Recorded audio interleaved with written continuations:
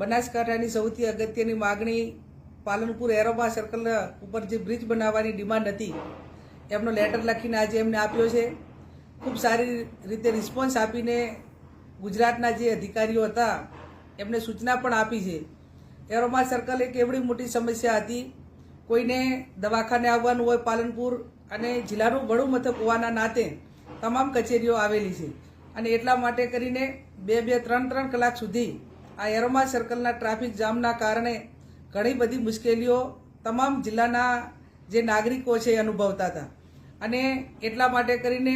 જ્યારે લોકસભાની ચૂંટણીમાં પણ અમે કહ્યું હતું કે આપના આશીર્વાદ થકી સંસદ સભ્ય બનવાનું થશે તો 100% આ એરોમા સર્કલનું જે ટ્રાફિક જામ છે અને બ્રિજ બનાવવા માટેની જે માગણી છે એને કેન્દ્ર સરકારમાં રજૂઆત કરીને આગળ વધારવા માટેના પ્રયત્નો કરીશું. મંત્રીએ ખૂબ સારો રિસ્પોન્સ આપ્યો છે. બનાસકાંઠાની જનતા વતી એમનો હું આભાર માનું છું. એમને બાયપાસ અથવા બ્રિજ બેમાંથી પહેલું શું બનાવવું એ માટે પણ મને વાત કરીને મેં કહ્યું કે બાયપાસ તો સ્ટેટ ગવર્મેન્ટ એ મંજૂર પણ કર્યો છે, પણ ખેડૂતો ક્યાંક ને ક્યાંક એમની પોતાની જમીન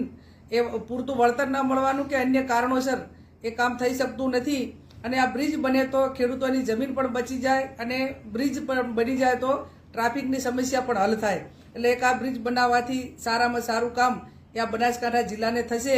અને એ પૈકી જે એનું ફોલોઅપ લેવાનું હોય કે આગળમાં જે કંઈ કાર્યવાહીમાં જે કરવાનું હશે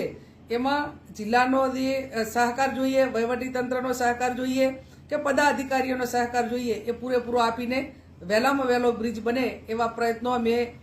સરકાર થકી જે થવાના છે અને એમાં અમારા સાથ સહકારની જ્યાં જરૂર પડે ત્યાં આપીશું.